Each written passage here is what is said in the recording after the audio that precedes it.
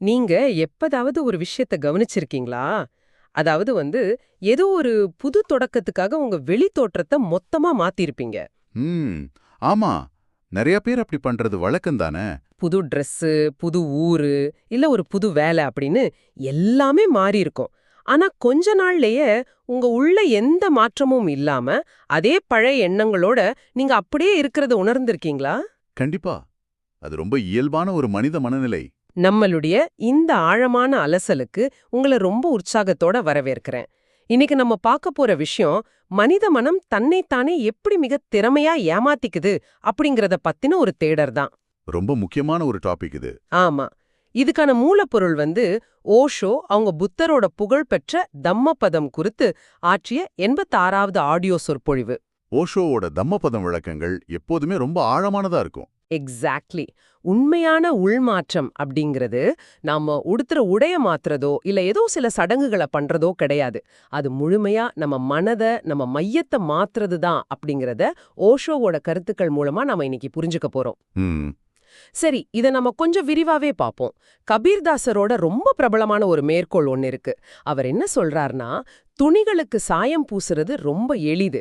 ஆனா மனதிற்கு சாயம் பூசுறது தான் உண்மையான சவால் அப்படின்னு சொல்றாரு. ஆமா. எவ்வளவு ஆழமான வரிகள் பாருங்க. நாம சுலபமா ஒரு காவி உடையையோ இல்ல ஒரு சீருடையையோ போட்டுறலாம். ஆனா மனசோட நிறத்தை எப்படி மாத்துறது? அது அந்த மனதோட நிறத்த மாத்துறது தான் உலகத்திலே ரொம்ப ரொம்ப கஷ்டமான வேலை. ஏன்னா, இந்த மேலோட்டமான மாற்றங்களால ஒரு பயனும் இல்ல அப்படிங்கிறத நம்ம முதல்ல ஏத்துக்கணும். இது ஒரு உளவியல் உண்மை. உங்களோட பார்வையில அது ஏன் இவ்ளோ கஷ்டம்னு நினைக்கிறீங்க? ஏன்னா, மனித மனம் எப்படிப்பட்டதுன்னா, அது தொடர்ந்து மற்றவங்கள ஏமாத்திக்கிட்டே இருக்கும்.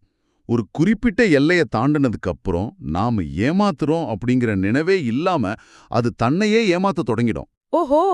அதாவது நம்மளுக்கே தெரியாம நாம ஏமாந்துருவோம்னு சொல்றீங்களா? ஆமா. நாம மற்றவங்களுக்காக போடுற வேஷங்கள் ஒரு கட்டத்துல நமக்கே உண்மையா தெரிய ஆரம்பிச்சிடும். அந்த போலித்தனத்தோட உச்சத்துல நாம எப்படிப்பட்ட வலையில சிக்கியிருக்கோம்னே நமக்கு தெரியாம போயிடும். ம். ரொம்ப ஆபத்தான ஒரு நிலை இது. கண்டிப்பா. இததான் ஓஷோ சுட்டிக்காட்டுறார். நாம ஒரு புது இடத்துக்கு போனாலும் சரி, நம்மளோட பழைய மனத அப்படியே ஒரு சூட்கேஸ்ல அடைச்சு எடுத்துட்டு தான் போறோம். இதை விட சிறப்பா எனக்கு புரிய வைக்க முடியாது. இத விளக்குறதுக்கு ஓஷோ சொல்ற அந்த ஜெதவனத்தோட காட்சி இப்ப என் கண்முன்னே அப்படி விரியுது. ஆமா. அந்த காட்சி ஒரு மிகச்சிறந்த உதாரணம். நீங்க இத கற்பனை பண்ணி பாருங்களேன். சூரியன் மறையிற நேரம், பகல் முடிஞ்சு இரவு தொடங்குற அந்த அழகிய சந்தியா நேரம். அமைதியான ஜெதவனத்துல புத்தர் தன்னோட 500 துறவிகளோட தங்கியிருக்காரு. ம். ஒரு பக்கம் புத்தர் மௌனமா ஒரு சில மாதிரி அமைதியா உட்கார்ந்திருக்காரு. ஆனா அந்த 500 துறவிகள் என்ன பேசிக்கிட்டு இருக்காங்க தெரியுமா? என்ன பேசிட்டு இருக்காங்க? அவங்க உள்முக பயணத்தை பத்தியோ விழிப்புணர்வை பத்தியோ பேசல. எந்த ஊர்ல ரோடு நல்லா போட்டிருக்காங்க, எங்க அழகான மக்கள் இருக்காங்க, எந்த ஊர் மக்கள் அதிகமா தானம் செய்வாங்க, எந்த ஊர் ராஜா கொஞ்சம் கஞ்சன், இப்படி சாதாரண உலக மக்கள் மாதிரியே வதந்திகளை பேசிக்கிட்டு இருக்காங்க. இதுல ஆச்சரியப்பட வைக்கிற விஷயம் என்னன்னா, சொல்லுங்க. வெளி உலகத்தை துறந்து காவி உடை அணிந்து வந்தவங்க திரும்பவும் அதே உலக விஷயங்களை எப்படி ரசிச்சு பேசுறாங்க அப்படிங்கிறது தான். மனித மனம் எங்க போனாலும், எந்த காட்டுக்கு போனாலும், எந்த ஆசிரமத்துக்கு போனாலும் தன்னோட பழைய பழக்கங்களையே தன்னுடனே சுமந்து செல்லுது. ஆமா, இது எப்படின்னா, நாம அமைதியை தேடி ஒரு மலைப்பிரதேசத்துக்கு லீவுக்கு போயிட்டு அங்கேயும் உட்கார்ந்துகிட்டு ஆபீஸ் இமெயில பத்தியும் பக்கத்து வீட்டுக்காரங்கள பத்தியும் பேசிக்கிட்டு இருக்கிற மாதிரி தான் இருக்கு. எக்ஸாக்ட்லி. ஓஷோ இத பழைய சந்தை, அதாவது ஓல்ட் மார்க்கெட் அப்படின்னு குறிப்பிடுறார். அந்த துறவிகள் உடலால ஜெதவனத்துல புத்தருக்கு பக்கத்துல இருக்காங்க. ஆனா அவங்களோட மனசும் இன்னும் அந்த சந்தை வீதியில தான் சுத்திக்கிட்டு இருக்கு. உடைகளை மாத்திட்டாங்க, ஆனா உள்ள இருக்கிற வியாபாரி அப்படியே இருக்கான். ஆமா, அதுதான் மனதோட தந்திரம். அங்க புத்தர் என்ன பண்றாருன்னு கவனிச்சிங்களா? அவர் அவங்க மேல கோவப்படவோ கத்தவோ இல்ல. ரொம்ப அமைதியா மிகுந்த கருணையோட அவங்களோட அந்த அறியாமைய பாத்துக்கிட்டு இருக்காரு. தனக்கு ரொம்ப பக்கத்துல ஒரு மாபெரும் விழிப்புணர்வு நிலை அமர்ந்திருக்கு அப்படிங்கிற உணர்வு கூட இல்லாம அவங்க அன்றாட வதந்திகள்ல மூழ்கி இருக்காங்க. அந்த மனநிலை தான் நாம உலகத்தை எப்படி பார்க்கறோம் அப்படிங்கறத தீர்மானிக்குது. கரெக்ட். நாம எதை நோக்கி பாக்குறோமோ அதுவாவே நாம மாறுறோம். இல்லைனா நாம என்னவா இருக்கோமோ அதுவாவே உலகவோ நமக்கு தெரியுது. உண்மைதான். ஓஷோ சொல்ற அந்த சின்ன கதை இத ரொம்ப அழகா படம் பிடிச்சு காட்டுது. புத்தர் ஒருமுறை தன்னோட மாலை நேர சொற்பொழிவை முடிச்சிட்டு அங்க இருந்தவங்கள பார்த்து சொல்றாரு, சரி, சென்று இரவின் இறுதி வேலையை செய்யுங்கள் அப்படின்னு. இந்த ஒரு வாக்கியத்தை அங்க இருந்தவங்க எப்படி புரிஞ்சுக்கிட்டாங்க அப்படிங்கிறது தான் சுவாரஸ்யமே. இத கேட்ட உடனே அங்க தியானம் பண்ண வந்தவங்க தியானிக்க போனாங்க. சரி. ஆனா கூட்டத்துல இருந்த ஒரு திருடன், ஓஹோ இரவு வந்துருச்சு, என் வேலைய காட்ட வேண்டிய நேரம் இது அப்படின்னு நினைச்சு திருட போயிட்டான். ஒரு விலைமகள் தன்னோட தொழிலுக்கு போக வேண்டிய நேரம் வந்துருச்சுன்னு நினைச்சு போனாள். பாருங்க, வார்த்தை ஒண்ணுதான், இரவின் இறுதி வேலையை செய்யுங்கள். ஆமா, ஆனா மனிதர்களோட மனநிலைக்கேற்ப அது எப்படி வெவ்வேறு புரள தருது. அதுதான் பார்வை கோணத்தோட வலிமை. நாம உள்ள என்ன தேடலோட இருக்கோமோ அதைத்தான் வெளியையும் பார்க்கறோம். இதுக்கு ஓஷோ இன்னொரு சுவாரஸ்யமான கதையும் சொல்றார். என்ன கதை அது? ஒரு அழகான ஏரியில முழு நிலவு ரொம்ப அழகா பிரதிபலிச்சுக்கிட்டு இருக்கு. அத பார்த்து அங்க நிக்கிற ஒரு கவிஞன் பரவசம் அடைகிறான். அந்த அழக வர்ணிச்சு கவிதை எழுதுறான். ஆனா அவனுக்கு பக்கத்திலேயே நிக்கிற ஒரு பழைய இரும்பு வியாபாரிக்கு அந்த நிலவு எப்படி தெரியுது தெரியுமா? எப்படி தெரியும்? வியாபாரம் சம்பந்தமா தான் இருக்கும். ஆமா, தண்ணில மிதக்கிற ஏதோ ஒரு பழைய தகர டப்பாவாவோ இல்லடா ஒரு பழைய வெள்ளிக்காசாவா தான் தெரியுது. ஓஹோ. கவிஞனோட கண்கள் அழகத் தேடுது, வியாபாரியோட கண்கள் வியாபாரத்தை தேடுது. உலகம் அப்படிங்கிறது வெறும் ஒரு கண்ணாடி தான். அது நம்மளோட முகத்தை தான் நமக்கு திரும்ப காட்டுது. ஒரு நிமிஷம். அப்போ நாம எந்த நேரத்துல எந்த மனநிலையில இருக்கோம் அப்படிங்கிறது ரொம்ப முக்கியம் இல்லையா? அந்த துறவிகள் பேசிக்கிட்டு இருந்த அந்த சந்தியா நேரத்தை பத்தி ஓஷோ சொன்னதனியே ரொம்பவே சிந்திக்க வச்சது. ஆமா, அது ரொம்ப முக்கியமான பகுதி. பகலுக்கும் இரவுக்கும் இடைப்பட்ட அந்த மாலை நேரத்துக்கு அப்படி என்ன ஒரு பெரிய உளவியல் சிறப்பு இருக்கு? சந்தியா நேரம் அப்படிங்கிறது வெறும் கடிகாரத்துல காட்டுற மாலை நேரம் மட்டும் கிடையாது. அதுல ஒரு ஆழமான உளவியல் ரகசியம் இருக்கு. என்ன ரகசியம்? பகலுக்கும் இரவுக்கும் இடைப்பட்ட, அதாவது நம்ம சுறுசுறுப்பா விழித்திருப்பதற்கும் ஆழ்ந்து தூங்குவதற்கும் இடைப்பட்ட அந்த மெல்லிய இடைவெளி, அது கேப் அப்படின்னு சொல்லலாம். ஆங்கிலத்துல சொல்றதுன்னா அது ஒரு ஷிஃப்டிங் கியர்ஸ் தரணும். வண்டி ஓட்டுற மாதிரி சொல்றீங்க. ஆமா, நீங்க ஒரு வண்டியை ஓட்டும்போது ஒரு கியர்ல இருந்து இன்னொரு கியருக்கு மாத்தும்போது ஒரு சில நொடிகள் வண்டி நியூட்ரல்ல இருக்கும் இல்லையா? ஆமாம், கண்டிப்பா. அதுபோல மனதோட கியர் பகலோட பரபரப்புல இருந்து இரவோட அமைதிக்கு மாறுற அந்த நியூட்ரல் நேரமே தியானத்துக்கான மிகச்சிறந்த நேரம். அதனாலதான் அந்த நேரத்தை நாம தொன்று தொட்டு சந்தியாவந்தனம் அப்படின்னு சொல்றோம். வாவ், இது நல்ல விளக்கமா இருக்கே. அந்த மாலை நேரத்துல இயற்கையை கவனிச்சு பாருங்க. பறவைகள் கூட அமைதியாகி தங்கள் கூடுகளுக்கு திரும்பிடும். மரங்கள் கூட தங்கள் இலைகளை சுருக்கிக்கிட்டு ஓய்வெடுக்க தயாராயிடும். ஒட்டுமொத்த இயற்கையும் ஒருவித மௌனத்துக்கு திரும்புற அந்த நேரத்துல மனிதன் மட்டும் என்ன பண்றான்? ஆமா, நாம என்ன பண்றோம்? அந்த அமைதியான நேரத்துல நாம காஃபிய குடிச்சுக்கிட்டு செல்போனை எடுத்து சோஷியல் மீடியாவுல ஸ்க்ரால் பண்ண ஆரம்பிச்சிடுறோம். உண்மைதான். நாள் முழுக்க செஞ்ச வேலையோட களைப்ப தீர்க்கிறேன்னு சொல்லிக்கிட்டு இன்னும் நிறைய தகவல்களை, செய்திகளை மூளைக்குள்ள திணிச்சுக்கிறோம். நம்ம மனச நியூட்ரல் பண்ண நாம அனுமதிக்கிறதே இல்ல. நாம இயற்கையிலிருந்து எவ்ளோ தூரம் விலகி வந்துட்டோம் அப்படிங்கறத காட்டுது இது. சரியா சொன்னீங்க. அந்த இடைவெளிய, அந்த அமைதிய நம்மால தாங்கிக்க முடியறதில்ல. உடனே அத ஏதேனும் ஒரு பற்றுதலால, ஏதேனும் ஒரு பரபரப்பால நிரப்பிடுறோம். அந்த பற்றுதல் தான் எல்லா பிரச்சனைக்கும் காரணம்னு நினைக்கிறேன். கண்டிப்பா. பொருட்கள் மீதான பற்றுதல் அப்படிங்கிறது வெறும் பெரிய வீடுகள்லயோ கார்கள்லயோ பேங்க் அக்கவுண்ட்லயோ மட்டும்தான் இருக்குன்னு நம்ம நினைக்கிறோம். ஆனா அது உண்மை இல்ல. பற்றுதல் அப்படிங்கிறது பொருளோட அளவில் இல்ல, அது மனதோட தன்மையில இருக்கு. எப்படி சொல்றீங்க? ஒருத்தங்கிட்ட ₹1,00,000 இருந்தாலும் இல்ல வெறும் ₹1 மட்டுமே இருந்தாலும் அதை நாளைக்கு இழந்துருவோமோ அப்படிங்கிற பயமும் பதட்டமும் 2 பேருக்கும் ஒண்ணுதான். ஓ. மிகப்பெரிய அரண்மனையை துறந்து வந்த ஒரு துறவி தான் வச்சிருக்கிற அந்த சின்ன பிச்சை பாத்திரத்தின் மீதும் ஒரு கிழிந்த காவி உடையின் மீதும் அதே அளவு பற்றுதல் கொள்றான். அவனோட பிச்சை பாத்திரத்தை யாராவது திருடிட்டா ஒரு சக்கரவர்த்தி தன்னோட ராஜ்யத்தை இழந்தா எவ்வளவு கோவப்படுவானோ அதே அளவு கோவத்தை அந்த துறவியும் வெளிப்படுத்துவான். அதாவது அரண்மனையில இருந்த பற்றுதல் இப்ப பிச்சை பாத்திரத்துக்கு மாறிடுச்சு, அவ்வளவுதான். ஆமா, மையத்துல எந்த மாற்றமும் இல்ல. இத கேக்கும்போதே எனக்கு முல்லா நஸ்ருதீன் கதை ஒண்ணுதான் ஞாபகத்துக்கு வருது. முல்லா நஸ்ருதீன் கதையா? சொல்லுங்களேன். முல்லா நஸ்ருதீன் ஒரு முறை பக்கத்து ஊருக்கு போயிட்டு திரும்பும்போது கொள்ளையர்கள் கிட்ட தன்னோட உடைமைகள் அனைத்தையும் இழந்துடுறாரு. தன்னோட குதிரை, உடைகள், பணம் என்ன எல்லாத்தையும் பறிகொடுத்துட்டு வெறும் உள்ளாடையோட நடுராத்திரியில தன்னோட ஊருக்கு திரும்பி வராரு. ஐயோ, அப்புறம்? அவரை பார்த்து அதிர்ச்சியடைந்த ஊர் மக்கள் பரிதாபப்பட்டு, முல்லா, அந்த கொள்ளையர்கள் இரக்கமே இல்லாம உங்களை இப்படி பண்ணிட்டாங்களே அப்படின்னு சொல்றாங்க. அதுக்கு முல்லா சொல்லாராம், இல்ல, அந்த கொள்ளையர்கள் கண்டிப்பா நம்ம ஊர்க்காரங்களா இருக்க முடியாது, வேற ஊராதான் இருக்கும். ஏன்னா அவங்க ஏன் உள்ளாடைய விட்டுட்டாங்க, ஒருவேளை நம்ம ஊர்க்காரங்களா இருந்தா அதையும் உருவிருப்பாங்க அப்படின்னு. இது நகைச்சுவையா இருந்தாலும் மனிதனோட குறுகிய புத்தியையும் சின்ன பொருட்கள் மேல கூட நாம வச்சிருக்கிற ஆசையையும் எவ்வளவு அழகா கூர்மையா சொல்லுது பாருங்க. ரொம்ப கரெக்ட். பொருட்கள் மீதான பற்றுதல் ஒரு புறம் இருக்க, ஆன்மீகத்தையே ஒரு வியாபாரமாவோ இல்ல சௌகரியமாவோ மாத்திர மனித மனதோட தந்திரம் இன்னும் மோசம். இததான் ஓஷோ ரொம்ப கடுமையா விமர்சிக்கிறார். ஆன்மீகத்தை வியாபாரமாக்குறதா? ஆமா, தானமே தர்மம் அப்படிங்கிற மிக உயர்ந்த ஒரு தத்துவத்தை தங்களுக்கு சாதகமா பிச்சைக்காரர்கள் எப்படி மாத்திக்கிட்டாங்க அப்படின்னு அவர் விளக்குறத கவனிச்சு பாருங்க. தர்மம் செஞ்சா புண்ணியம் கிடைக்கும் அப்படின்னு மதங்கள் சொன்னதை பிச்சை கேட்கறதுக்கான ஒரு உரிமையாவே அவங்க மாத்திக்கிட்டாங்க. ஆமாம்ல. இதை கேட்டு ஒரு ஊர்ல இருந்த மிகப்பெரிய கஞ்சம் ஒருத்தன் யோசிச்சானா, தானம் கொடுக்கறது இவ்ளோ பெரிய புண்ணியம்னா அதை வாங்குறதும் ஒரு வகையில ஆன்மீக செயல் தானே. நான் ஏன் கஷ்டப்பட்டு வியர்வை சிந்தி வியாபாரம் பண்ணணும், நானும் இனிமேல் போய் தானம் கேட்க போறேன் அப்படின்னு முடிவெடுத்தானா.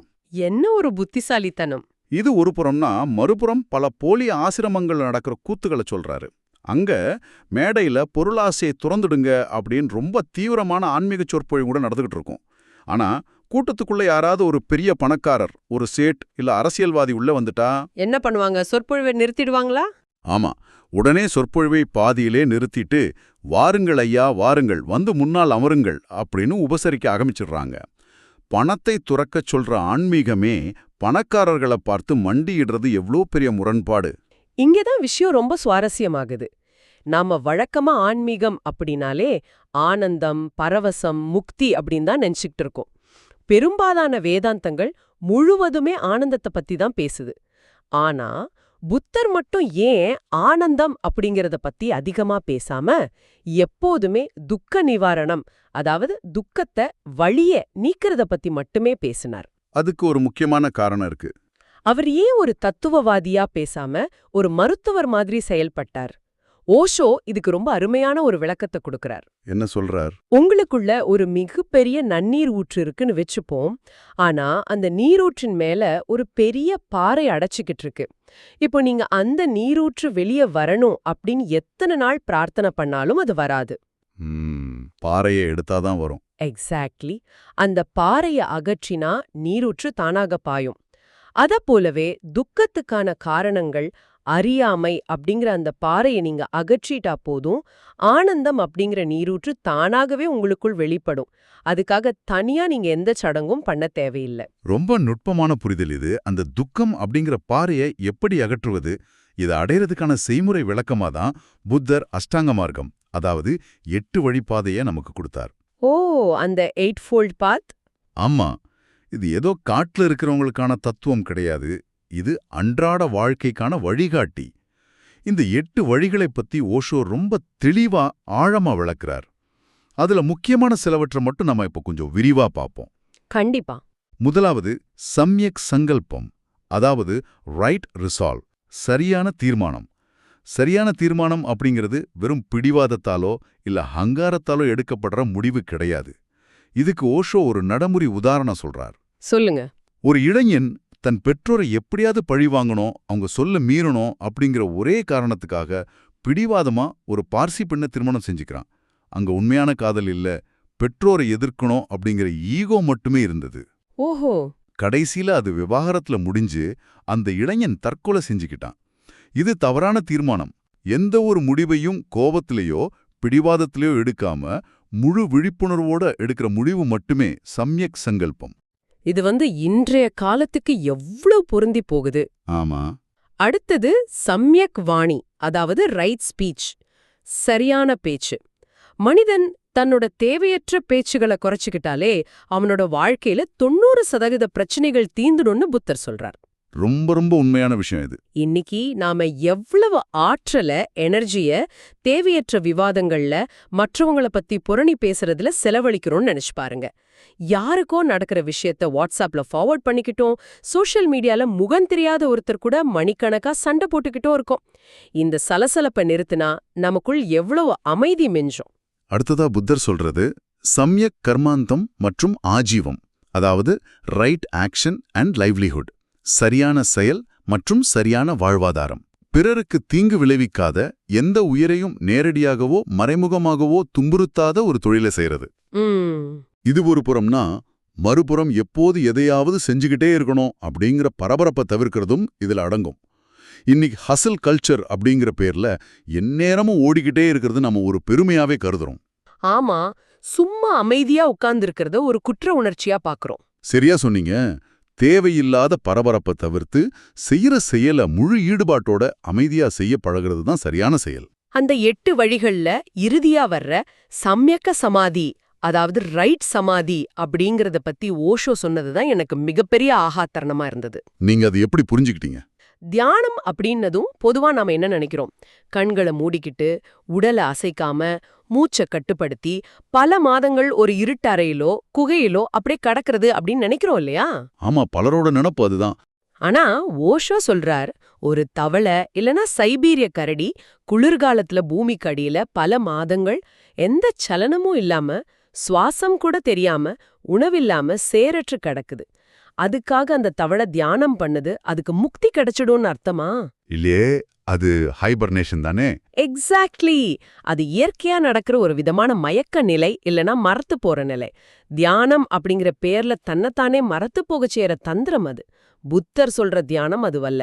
முழுமையான விழிப்புணர்வோட நீங்க நடக்கும்போது, சாப்பிடும்போது, பேசும்போது ஒவ்வொரு அசைவையும் உணர்ந்து முழிச்சிருக்கிறதே உண்மையான தியானம்னு அவர் தெளிவா வேறுபடுத்தி காட்டுறார். இத கொஞ்சம் பெரிய கண்ணோட்டத்தோட, அதாவது ஒரு பிக் பிக்சரோட இணைச்சு பார்த்தா புத்தரோட முழு தத்துவமும் ஒரு முக்கியமான புள்ளில வந்து நிக்குது. எந்த புள்ளி அது? அதான், அப்போ தீபோ பவா, உனக்கு நீயே ஒளியாக இரு. புத்தர் உங்களுக்கு வழியை மட்டுமே காட்ட முடியும். அவர் ஒரு விரிவான மேப் மாதிரி கொடுக்கலாம். ஆனா அந்த பாதையில உங்களோட கால்களால தான் நீங்க நடந்தாகணும். ஆமா, யாருடைய பசியையும் இன்னொருவர் சாப்பிட்டு தீர்க்க முடியாது இல்லையா? அதே போலத்தான் தியானமும் விடுதலையும். இத விளக்க இந்தியாவுல இருக்கிற 2 வகையான மரபுகளை நாம புரிஞ்சுக்கணும். ஒன்னு பிராமண கலாச்சாரம், மற்றொன்று ஸ்ரமண கலாச்சாரம். பிராமண கலாச்சாரம் அப்படிங்கிறது கடவுளோட அருளால, நாம செய்யற சில சடங்குகளால, பிரார்த்தனையால எல்லாம் நமக்கு கிடைச்சிடும்னு நம்புறது. ஆனா எந்த கடவுளும் மேலிருந்து வந்து நம்மை காப்பாற்ற மாட்டார்னு நம்புறது ஸ்ரமண கலாச்சாரம். ஸ்ரம் அப்படிங்கிற வார்த்தைக்கு உழைப்பு, சுய முயற்சின்னு பொருள். சுய முயற்சி? ஆமா, நீங்க ஜிம்முக்கு போய் உடற்பயிற்சி பண்ணணும்னா நீங்க தான் எடைய தூக்கணும். உங்களுக்காக கடவுள் வந்து எடைய தூக்க மாட்டார் இல்லையா?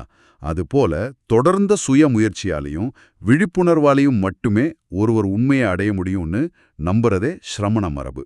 புத்தர் அந்த உழைப்பையும் சுய விழிப்புணர்வையுமே கடுமையா வலியுறுத்துறார். உங்க விடுதலையை நீங்க தான் தேடணும். அந்த சுய தேடல் அப்படிங்கிறது மற்றவங்கள பத்தி புரணி பேசுறதுலயோ வெளியில இருக்கிற உலகத்துல தேடுறதுலயும் கிடையாது. அது நம்மளோட சொந்த மையத்தை நோக்கி பயணிக்கிறது. ஓஷோவோட இந்த உரை நாம அன்றாடம் செய்யற பல விஷயங்களை, நம்ம எண்ணங்களை எவ்வளவு ஆழமா கேள்வி கேட்க வைக்குது. கண்டிப்பா. ஒரு சாதாரண மாலை நேரம் கூட எவ்வளவு பெரிய தியானத்துக்கான வாய்ப்பு அப்படிங்கறது இது புரிய வைக்குது. உண்மைதான். இந்த ஆழமான அலசலோட முடிவுல நான் உங்ககிட்ட, அதாவது இதை கேட்டுக்கிட்டு இருக்கிறவங்க கிட்ட ஒரு முக்கியமான ஆழமான கேள்வியை முன்வைக்க விரும்புறேன். சொல்லுங்க. நாம ஒவ்வொரு நாளும் இந்த உலகத்தார்கிட்ட நல்ல பேர் வாங்கறதுக்காக, மற்றவர்களை ஈர்க்கிறதுக்காக நம்ம உடைகளை, அதாவது வெளித்தோற்றங்களை, நம்மளோட முகமூடிகளை மட்டும் மாத்திக்கிட்டே இருக்கோமா? இல்ல உண்மையாகவே நம்ம மையத்தை, நம்ம உள்மனதை மாத்துறதுக்கான சிறு முயற்சியிலையாவது இறங்கி இருக்கோமா? இன்றிரவு நீங்க தூங்கச் செல்வதற்கு முன் உங்களை நீங்களே கேட்டு இதை சற்று ஆழமா சிந்திச்சு பாருங்க. கண்டிப்பா. இது பலரையும் சிந்திக்க வைக்கும் ஒரு கேள்வி. இவ்ளோ நேரம் கேட்டதுக்கு ரொம்ப நன்றி. இந்த Tamil voice reads channel monetisation இல்லாம தான் நடக்குது. இந்த ஆடியோ புத்தகம் உங்களுக்கு பயன் தருது என்று நினைத்தால் இந்த முயற்சி தொடர்ந்து போக உங்க ஆதரவு மிகவும் உதவும். என்னுடைய இந்த முயற்சிக்கு நன்கொடை அளிக்க விருப்பம் இருந்தால் டிஸ்கிரிப்ஷன்ல கொடுக்கப்பட்டுள்ள UPI ID மூலம் வழங்கலாம். உங்களால் முடிந்த அளவு போதும். சிறிய ஆதரவும் பெரிய உதவிதான். இந்த வீடியோ உங்களுக்கு பயனுள்ளதாக இருந்தால் சப்ஸ்கிரைப் பண்ணுங்க, மற்றவர்களுக்கும் பகிர்ந்து கொள்ளுங்க. இந்த கருத்துக்கள் அவர்களுக்கும் தேவையாக இருக்கலாம். லைக் பண்ணுங்க, உங்க கருத்துக்களை கமெண்ட்ல பகிருங்க. மனப்பூர்வமான நன்றி.